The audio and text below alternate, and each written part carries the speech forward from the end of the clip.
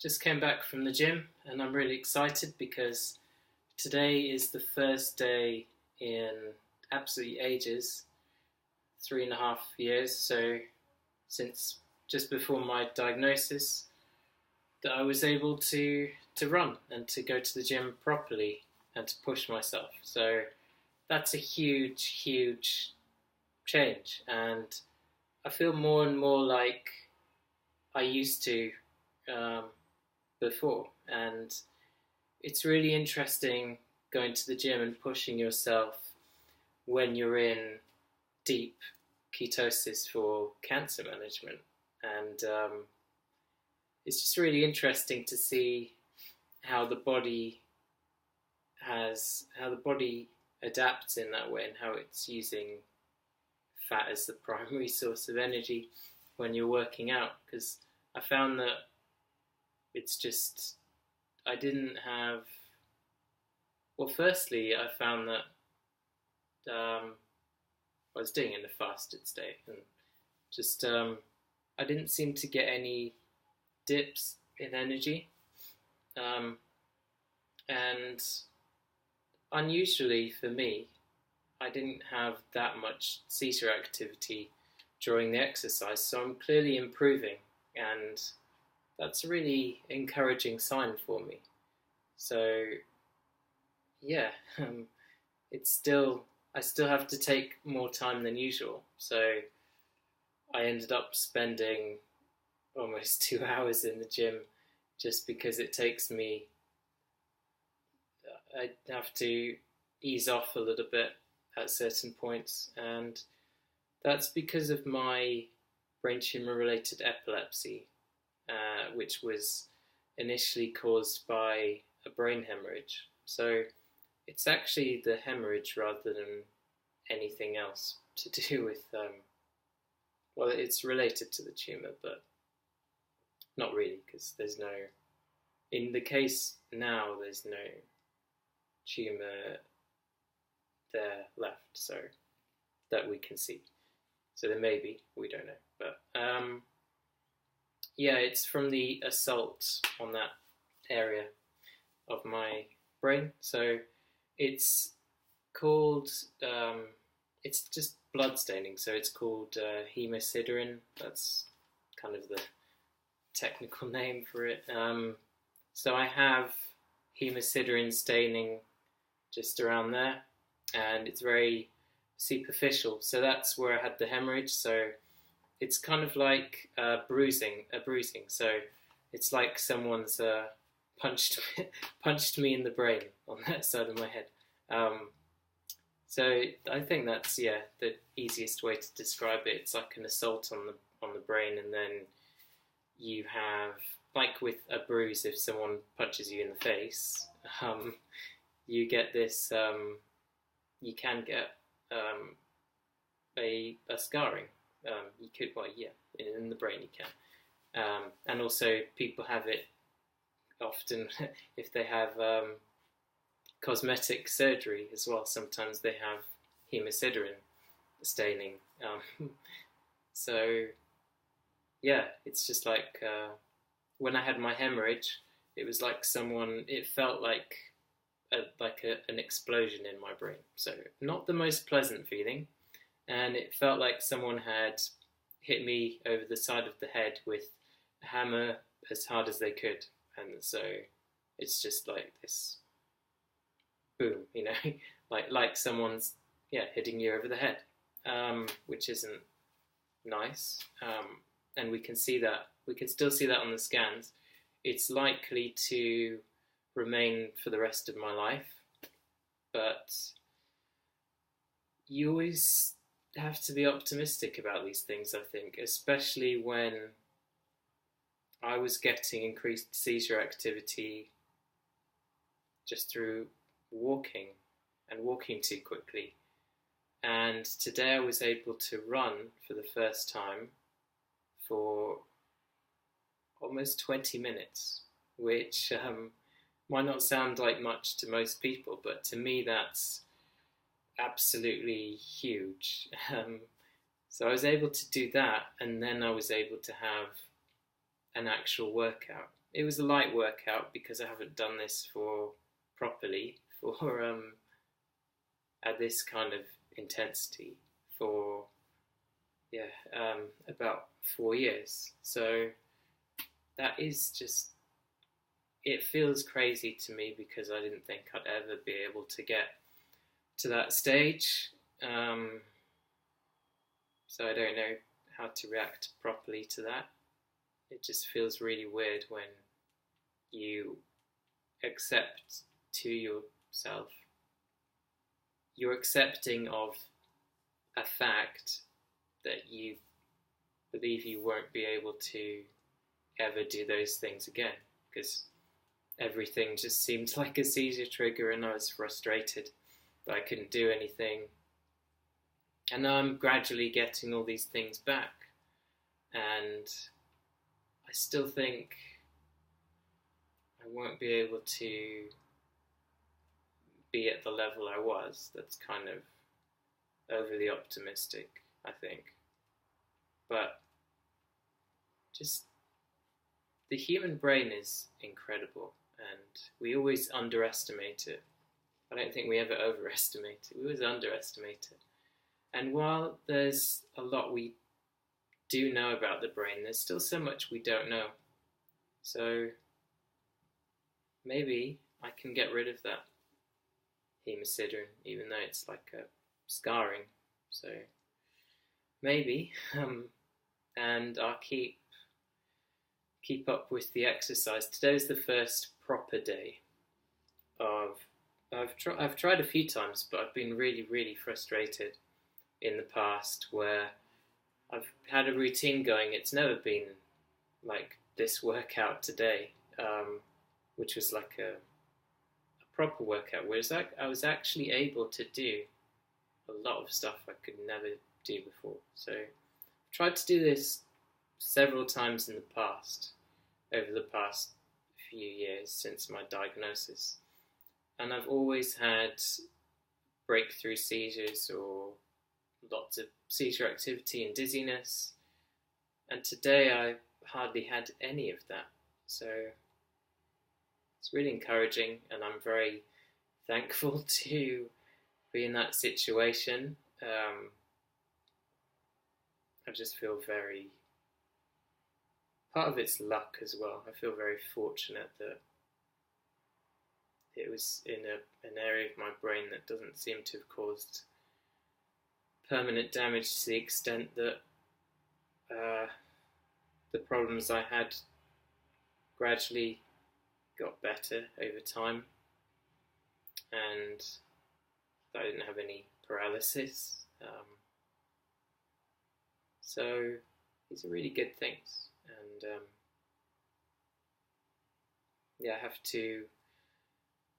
I'll see how I go with this, and my optimistic aim is to have significant improvements in my fitness over the course of the next year. So I'll be trying to do this consistently for a year.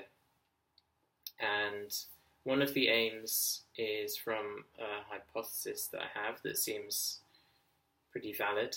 It seems to make sense.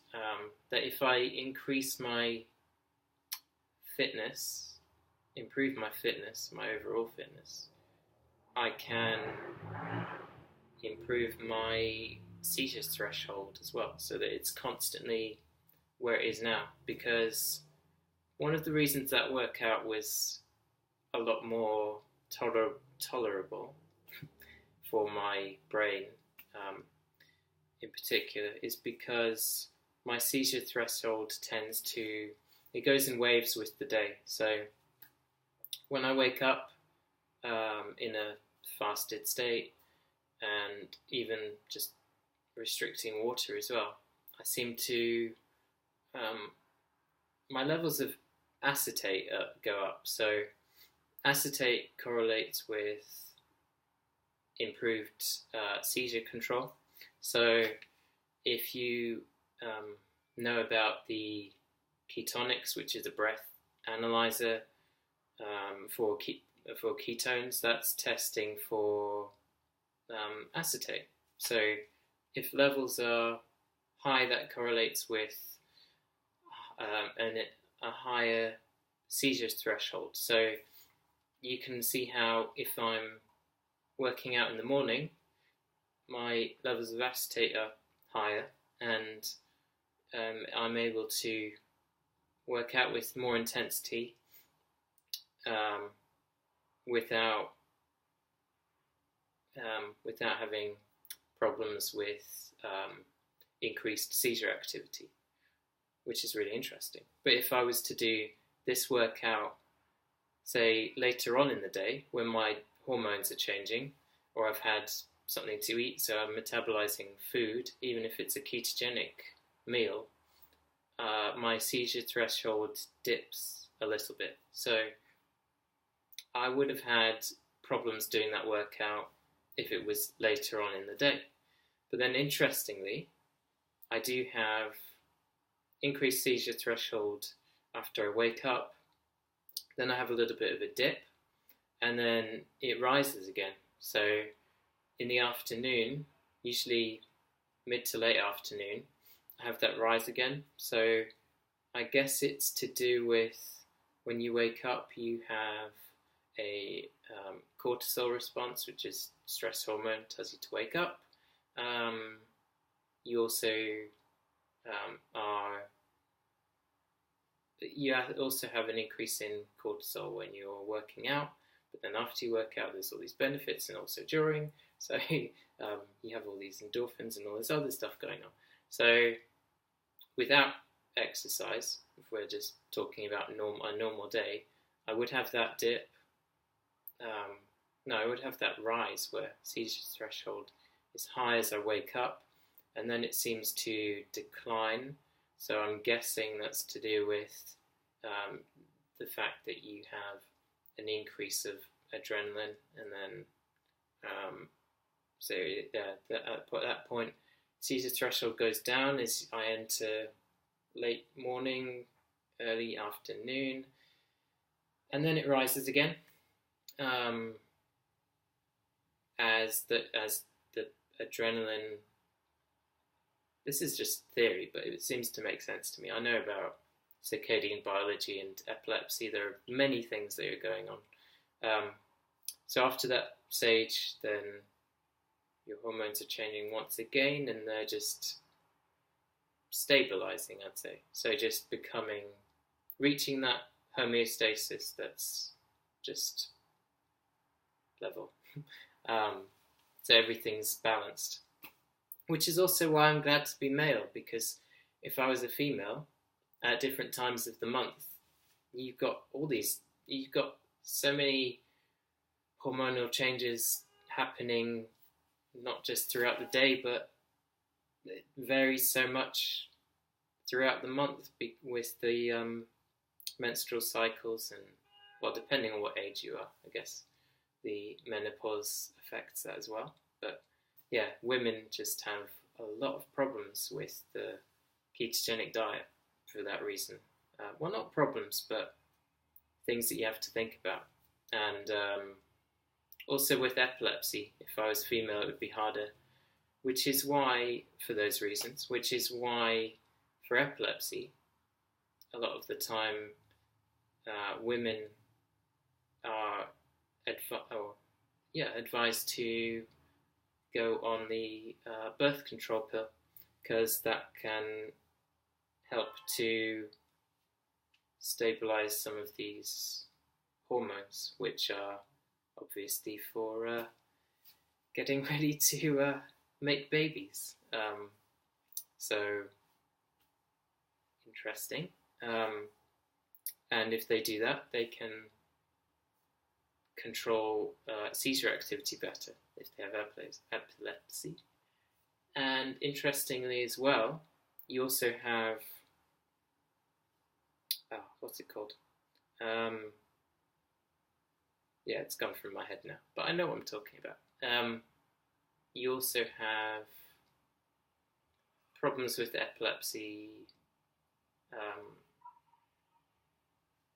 during puberty in females, and that's to do with, or it's suspected that it may be to do with hormonal changes, and during pregnancy, during labour as well. Just I've written about this in my blog about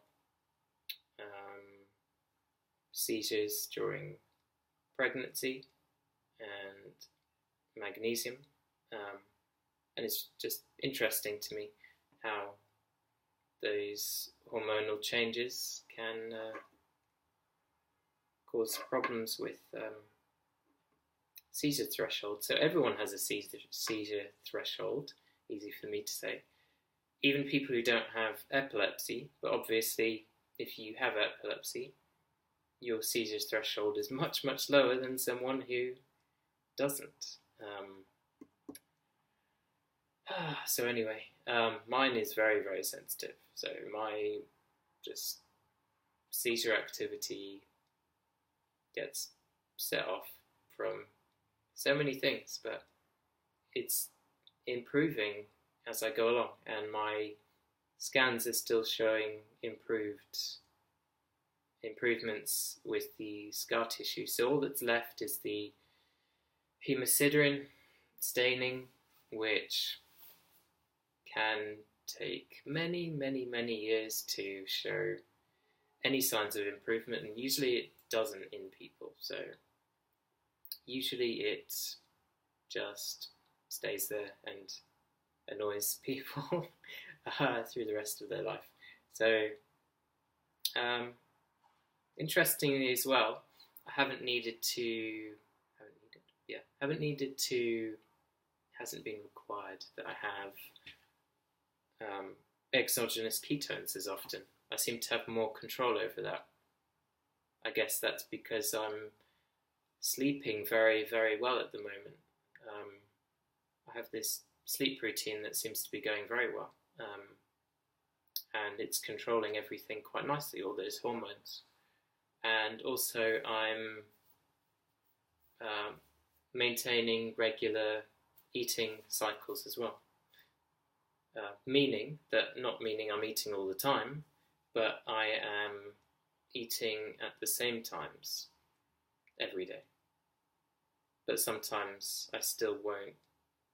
I'll still do my thing where if I'm not hungry, I just won't eat, but my appetite seems to be stimulated more overall. I'm not hungry at the moment, but from doing exercise. So I am eating a little bit more than I used to, particularly when I was having hyperbaric oxygen therapy, and that is helping me to feel physically stronger, and my weight has stabilized at 60 kilos now. It did go up a little bit to 62, but then that's like nothing. And it was 55 kilos at the very start of this year. So it's quite a change. But my natural weight, obviously, is 70 to 75 kilos. So it'd be interesting to see. I don't know what my natural weight on a ketogenic diet actually is, because I've restricted for so long. But I don't feel like it's restricted anymore. Well, it is restricted, but not through thinking about it. It's just naturally restricted. And I never feel hungry. And I think a lot of that is nothing to do with food. It's actually to do with just I'm in a really good state of mind at the moment. And I think that's the most important thing. Just enjoy your life and have fun and don't think about food. And then the food side of it becomes really easy. And just have fun with it. I even ate out the other day. I went to New Scientist Live, which was a lot of fun. And I was able to eat out, and I just had some grilled salmon and some olive oil. And even though, you don't pay for the whole meal when you're eating this kind of diet, which is primarily a zero carb ketogenic diet. I've been experimenting with seaweed at the moment, and that's really loud outside.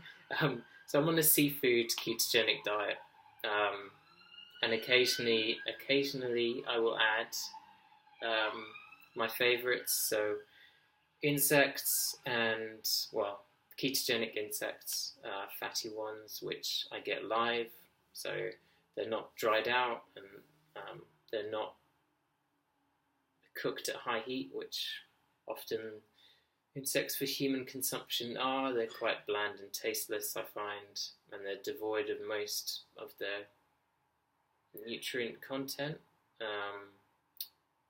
So they're just mainly, those ones I would say are mainly animal fiber, but without the fats that make it interesting. I've also been looking at supplementing with ketogenic amino acids. I think that's very interesting. I also think it would be interesting during a fast, if you're trying to manage cancer, to supplement with ketogenic amino acids and restrict, did I say during fasting? Yeah, during fasting. Supplement with ketogenic amino acids, maybe exogenous ketones, and do a prolonged fast for a long period of time. Say, let's say just a week or two, and then see what happens. That would be really interesting. Especially because ketogenic amino acids are neuroprotective, and when you're fasting, you can have problems with increased seizure activity if you have epilepsy. And if you supplement with ketogenic amino acids, the literature even suggests that on its own, even on a standard diet, it can improve seizure threshold. So there's several studies on that, and it would be interesting to do experiments on that. I've also been at a few conferences recently just to update people, and I'm working on a lot of stuff at the moment, which should be a lot of fun. And let's see, what else is there? Start back at uni on Monday, and already working on my third year research project, which will be relating to brain tumours. I'm either doing it on looking at the fatty acid profile of the lipid composition of these tumours, these glioblastoma tumours, and my own tumour, and then seeing what we see there, and then trying to determine if my seafood ketogenic diet, which is high in DHA, is altering that lipid composition, or has altered that lipid composition, which in theory, when we look at in vitro and in vivo studies, can actually alter that lipid dysregulation that we see in these glioma cells, where there's a vastly increased ratio of arachidonic acid. So arachidonic acid is way up, and then compared to normal healthy brain tissue, and then the levels of DHA are really, really low. So if we try and alter the diet to alter that ratio, because not just the tumour, but in and around the tumour in brains of these people, especially when they look at autopsies of Other neurodegenerative diseases like Alzheimer's, you see that there's a lot more arachidonic acid, which is pro-inflammatory, a lot less docosahexaenoic acid, which is an omega-3 fatty acid, which is anti-inflammatory. So that's what we see in those brains. And it's also really interesting just in general when you look at a brain of someone who has Alzheimer's, because it's very spongy and very sensitive to touch. So if you actually put your finger in it, the imprint of your finger will stay, and it's not as elastic. It doesn't have that elasticity where it just bounces back. So that's interesting in itself. Where if it was a healthy person's brain, or someone with optimal health, if you were to poke your finger at someone's brain, because that happens often, it would just bounce back very, very quickly, very well. So it'd be interesting to have a poke around at my own brain, if that was ever possible, which probably isn't. But if I ever donate my brain to science for after I'm gone, hopefully that's a long time from now, maybe someone can have a poke around and see how it's gone, how my approach has gone. But as I say, that would hopefully be a long time from now. And I do find it really interesting looking at brains. I've seen quite a few of them. I hope to eventually sit in at during a brain operation, because that would be really interesting. Hopefully not my own, so hopefully I'm not awake and I'm just watching my own operation on the screen or something, because that wouldn't be fun. But it would and it wouldn't be. Just the situation wouldn't be fun having to do that, but it would be interesting. So yeah, it looks like today's going to be cloudy and a bit sunny, so I'm going out for a minute. Well, not a minute. I'm going out in a minute for today, after I get showered and stuff, and then I'll get on with stuff. Got my podcasts coming out, should be in a week or so, and that should be interesting as well. And got loads going on, so I'll let you know how my workouts go. And so this is workout 1 of, I guess, 365, and hopefully things will continue to improve. I feel fantastic today. Loads of energy, loads of mental clarity. This is the very best I've felt on the ketogenic diet for cancer management. So yeah, all going very, very well.